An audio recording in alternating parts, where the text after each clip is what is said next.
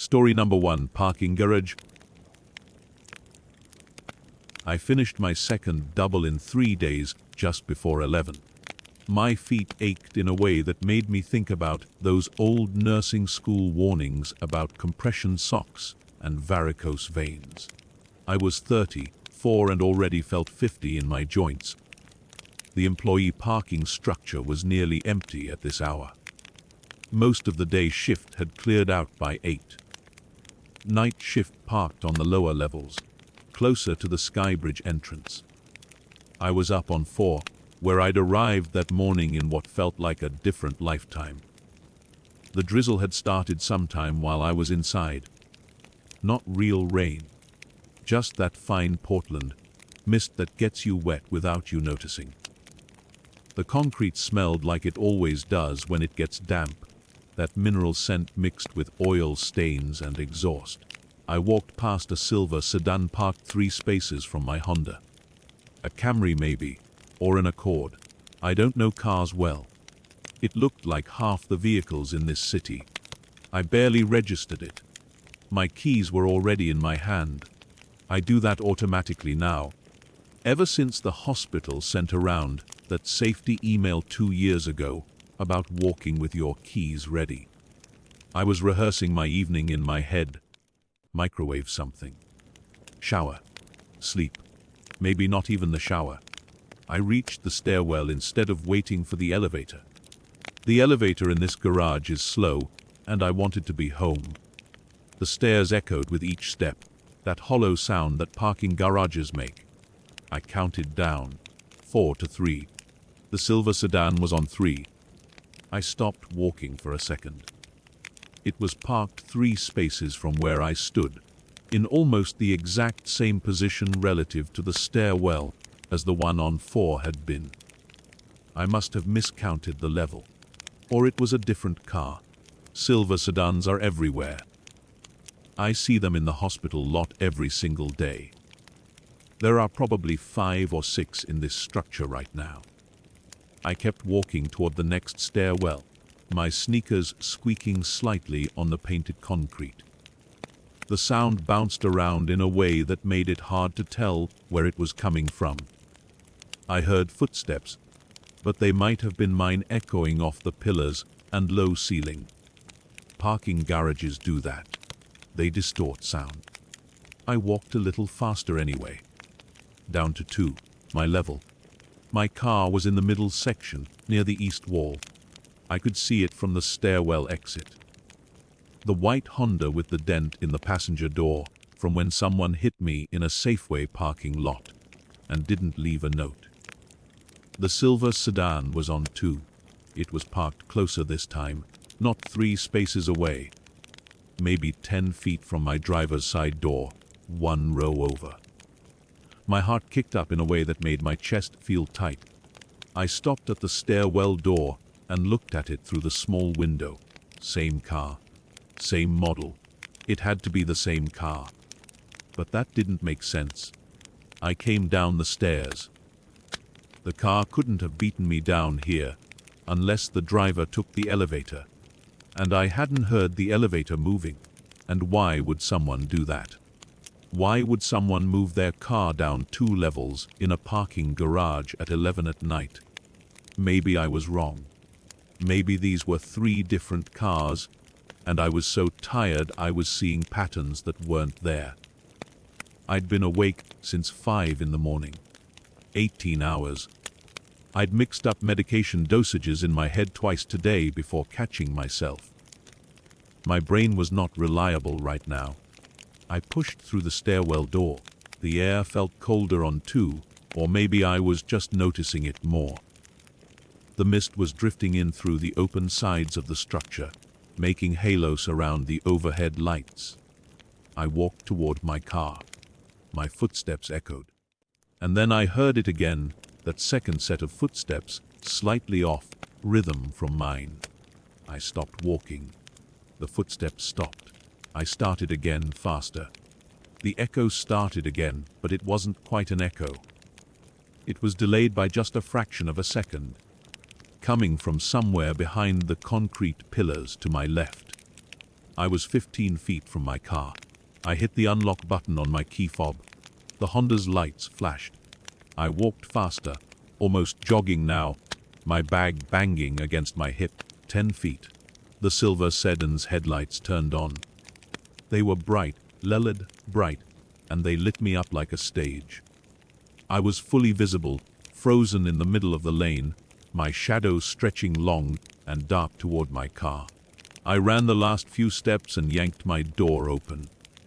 I threw myself into the driver's seat and hit the lock button before I even closed the door. My hands were shaking so hard, I almost dropped my keys. The sedan's engine was running. I could hear it now, a low idle. The headlights stayed on, pointed at me. My car was facing the wrong direction. To get to the main exit ramp, I'd have to pull forward, turn around, and drive past the sedan. The driver would see me. The driver would follow me.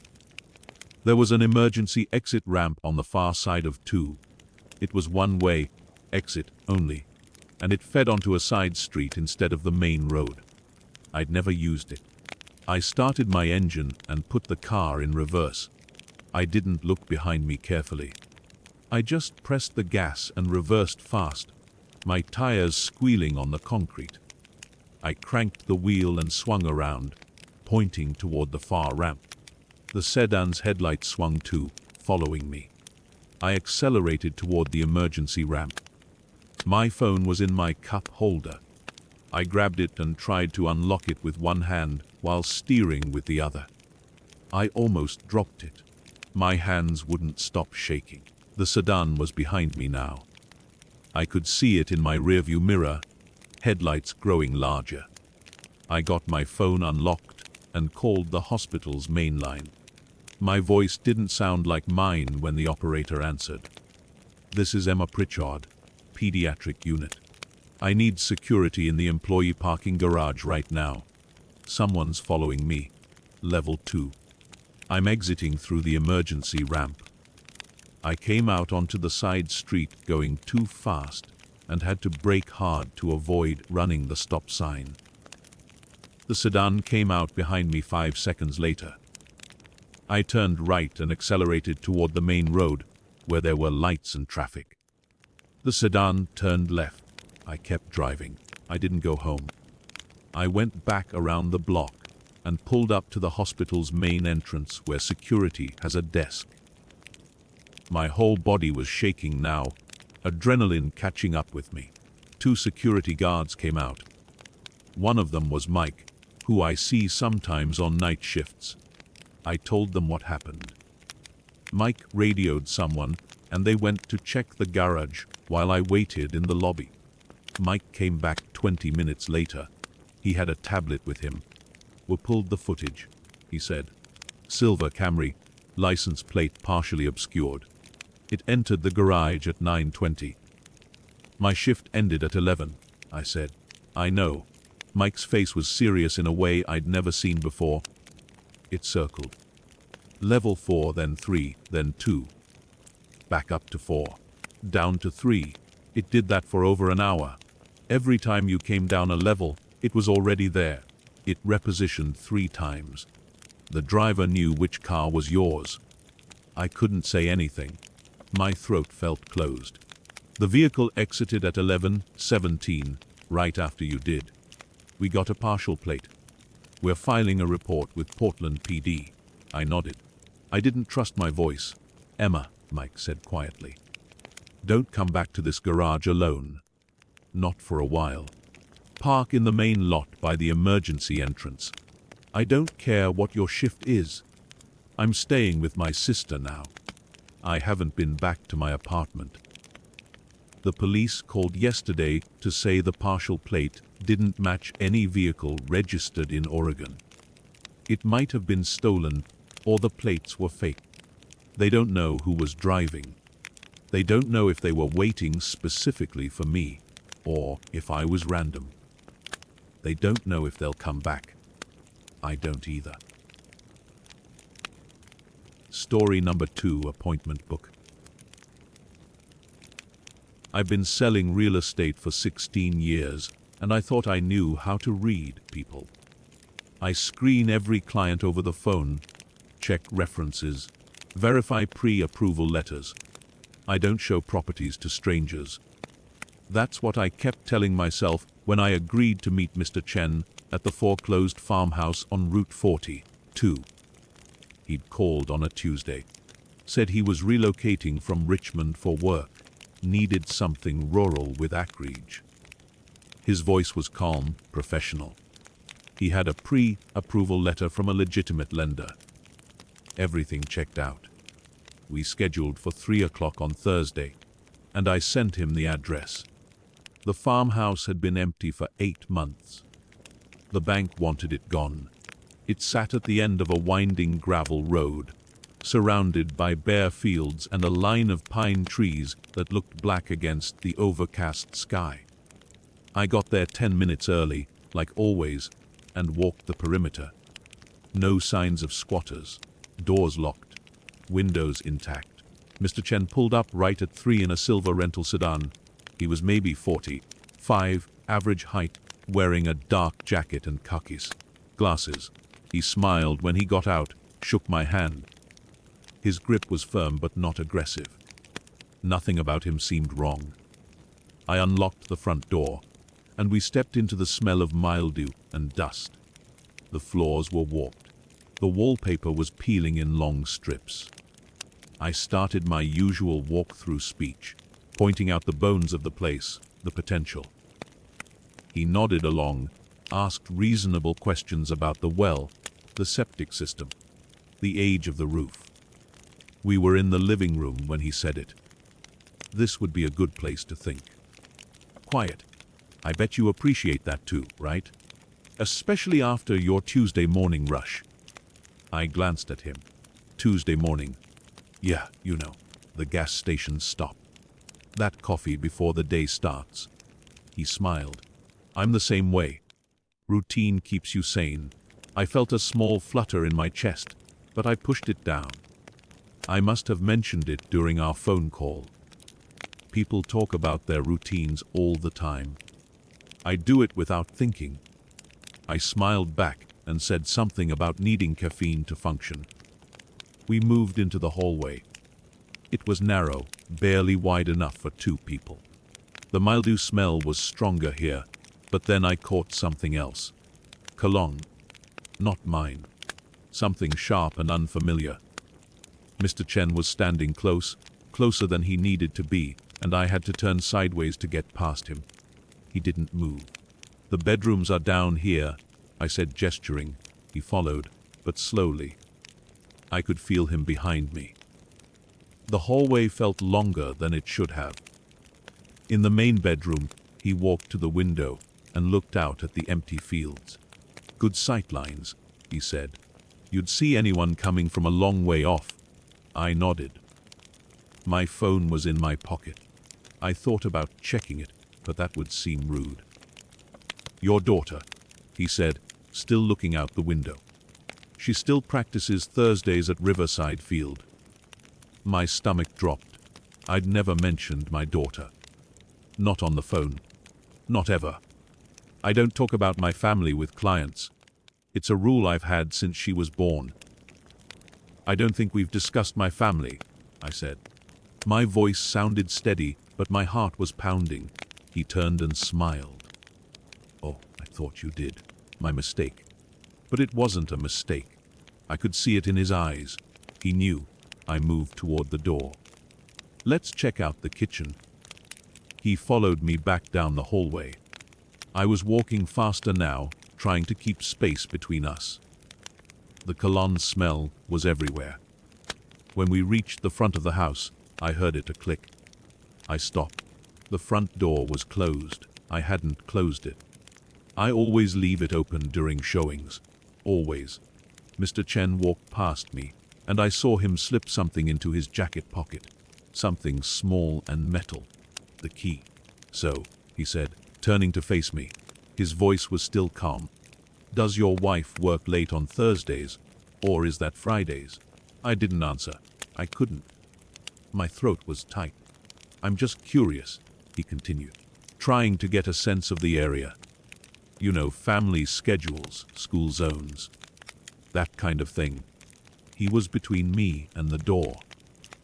The hallway behind me led to the back of the house, to the kitchen. I took a step backward. "I think we're done here," I said. "We haven't seen the basement yet." "There's no basement." He smiled. "I know." I turned and walked fast toward the kitchen. I heard his footsteps behind me, not hurrying, just following. The kitchen was small, outdated. There was a window over the sink. It faced the backyard. I could see my car parked out front through the living room, but I'd have to go past him to reach it. I grabbed one of the old wooden chairs near the table. It was heavier than I expected. "What are you doing?" he asked. He was in the doorway now. I swung the chair at the window. The glass exploded outward. Shards rained onto the counter and floor. I used the chair to knock out the remaining pieces in the frame, but I didn't get them all. I heard him move behind me. I threw myself through the window. My hand caught on something sharp. Pain tore through my palm, hot and immediate. I hit the ground outside, stumbled and ran. My car was 50 feet away. I could hear him behind me, but I didn't look back. I got the door open, started the engine, and reversed down the gravel road, so fast the tires sprayed rocks against the undercarriage. My hand was bleeding badly. Blood soaked into my sleeve, dripped onto the seat. I pressed it against my thigh and drove. I didn't go home. I went straight to the police station on Maple Street, walked in with blood running down my arm, and told them everything. They sent officers to the farmhouse. Mr. Chen was gone. The rental sedan was parked at a motel 6 miles away. They searched it. That's when they found my planner. I'd thought I lost it 2 weeks ago. I'd torn apart my office looking for it. It had my schedule, my routes, my daughter's school and practice times. Everything. The officer brought it out in a clear plastic bag. I could see the yellow highlighter marks through the plastic. My Tuesday morning gas station circled. My daughter's school marked with a red star. My home address underlined 3 times in red ink. They told me to sit in the waiting room while they processed everything. A paramedic stitched my hand, 12 stitches. I sat there pressing gauze against the bandage, watching officers move back and forth with folders and cameras. One of them showed me a photocopy of a page from the planner. My handwriting, my notes. Underneath, in different ink, someone had written times. Arrival times, departure times, dates going back 4 weeks. He'd been watching me, learning my patterns. Every coincidence in our conversation had been a test. He wanted me to know. He wanted me to realize, in that house, how much he knew. They're still looking for him. The name was fake. The pre-approval letter was forged. The rental car was paid for with cash and a fake ID. I'm sitting here in the waiting room, and I keep thinking about his voice on the phone. How normal it sounded. How I never suspected anything. And I keep thinking about the question he didn't ask. He knew my daughter's schedule. He knew my wife's. He knew where I went every Tuesday. But he never asked where I lived. Because he already knew. Story number 3, River Cabin. I chose the cabin because I needed 2 weeks of uninterrupted focus. My client had sent me a manuscript that required serious attention. The kind of line editing you can't do with neighbors playing music through shared walls or delivery trucks idling outside. The listing showed a small waterfront property on a lake in the Ozarks, far enough from town that I'd have silence, close enough that I could drive in for groceries. The photos made it look newer than it was. When I pulled up that first afternoon, I could see the siding was weathered gray, the porch boards soft in places. But the view was exactly what I needed. Just water and trees and the occasional bird cutting across the surface. I'm 52. I've been doing this work long enough to know my rhythms. I need morning light, strong coffee, and no interruptions. The cabin had all of that.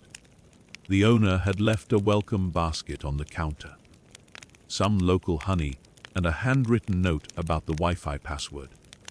I unplugged the landline phone immediately. I don't like the idea of something ringing when I'm deep in a sentence. The first 2 days went exactly as planned. I worked at the kitchen table with the window cracked, even though the early spring air still had a bite to it. I took a walk every afternoon along the shoreline, just 20 minutes to clear my head before the evening session. The manuscript was dense, technical writing that needed smoothing, and I was making good progress. On the third morning, I opened the bedroom curtains and saw them. Cigarette butts, 4 or 5 of them, scattered in the dirt directly below my window. Fresh ones, the filters still white. The listing had been very clear about this being a no-smoking property. I stood there looking at them, feeling mildly annoyed. The previous renter must have ignored the rules. The owner probably hadn't walked around the property before I arrived. It wasn't a big deal. I made a mental note to mention it in my review and went back to work. That afternoon, I took my usual walk. The temperature had dropped and the wind was coming straight across the water. I kept my hands in my pockets and moved quickly, just enough to get my blood flowing. When I came back inside, I went to the kitchen to make tea. I reached for the kettle and my hand passed close to the stove. I stopped. There was warmth coming off the burners. Not heat, exactly, but a faint radiation like they'd been on recently. I hadn't used the stove since the morning. I only ever used the front left burner for my kettle. I touched the back right burner with my fingertip. Warm, not hot enough to burn, but distinctly warm. I pulled my hand back and stood there trying to make sense of it. Old appliances do strange things. Maybe the wiring was connected in some way I didn't understand. Maybe it retained heat longer than modern stoves. I made my tea and sat down to work, but I kept glancing at the stove. That evening, I was downstairs editing a particularly difficult chapter when I heard footsteps above me. Not creaking, not settling. Footsteps. Distinct, deliberate. Moving from one end of the bedroom to the other. I froze with my hands above the keyboard. The sound stopped. I waited. Nothing. Then it started again, slower this time, moving back across the room. I called out. "Hello? Is someone there?" Silence. I stood up, my chair scraping loud against the floor. My heart was doing something unpleasant in my chest. I walked to the stairs and looked up. The bedroom door was open, the way I'd left it. I could see the corner of the bed, the window with the curtains pulled back. I'm calling the police if someone's up there. Nothing. I waited a full minute, listening. The cabin was completely silent, except for the faint hum of the refrigerator. I went upstairs slowly, checking every corner, the closet, under the bed. Nothing was disturbed. Nothing was out of place. I checked the front and back doors. Both locked, exactly as I'd left them. I stood in the bedroom trying to slow my breathing. Old houses make noise. The temperature was dropping outside. Wood contracts. I was tired. I'd been staring at a screen for 9 hours. I went back downstairs and kept working, but I couldn't focus. I kept looking at my chair, the one I'd been sitting in. It seemed like it was positioned differently than I remembered. Angled slightly more toward the window. But I couldn't be sure. I move it throughout the day without thinking. I was being paranoid. The next afternoon, I forced myself to take my walk. I needed the routine. I needed to prove to myself that I wasn't going to let some creaking floorboards ruin my productivity. I walked fast, barely looking at the water, and turned back after 15 minutes instead of 20. When I came through the door, I saw it immediately. A coffee mug in the sink. I stopped in the doorway. I hadn't used a mug that morning. I only use one mug, a blue ceramic one that I keep on the counter. This was a different mug, white with a faint brown ring inside. I walked over and touched it. Warm. I left the cabin within 5 minutes. I threw my laptop and essentials into my bag and drove straight into town. I didn't think about what I was doing. I just drove. I checked into the first motel I saw. A low brick building off the highway with a blinking vacancy sign. The woman at the desk didn't ask questions. I paid cash for 2 nights. In the motel room, I sat on the bed and opened my laptop. On my first day at the cabin, I'd set up a small security camera in the corner of the bedroom. I do this at every rental now, just a cheap wireless camera that records to a cloud account. I've had things go missing before. I like having a record. I hadn't checked the footage since I arrived. I hadn't had a reason to. I logged into the account and scrolled back through the files. The first night, nothing. Just me getting into bed at 11, the room going dark. The second night, I watched myself sleep for a few seconds, then skipped ahead. At 2:13 in the morning, the bedroom door opened. A man came in. He moved slowly, carefully, and sat down in the chair beside my bed. The chair I thought I'd been moving. He just sat there, completely still, watching me. I could see his face clearly in the camera's night vision. It was the owner. The man who'd left the welcome basket. He sat there for 37 minutes, then stood up and left, closing the door silently behind him. I felt something cold spread through my chest. I scrolled to the third night. Same thing. 2:21 in the morning. He came in, sat down, watched me for 42 minutes. I checked the fourth night, yesterday. But this time the footage was from the afternoon, during my walk. He was in the kitchen. He made coffee. He stood at the window, drinking from the white mug, looking out at the lake. Then he rinsed the mug and left it in the sink. He checked his watch before he left. He knew exactly how long I'd be gone. I'm still in the motel. It's been 3 days. I filed a police report. They said they'd look into it. But the cabin's in a different jurisdiction, and he owns the property. And I didn't have permission to install a camera. And it's complicated. I gave them the footage anyway. I don't know what they'll do with it. I keep thinking about those cigarette butts. How many nights was he out there before he started coming in?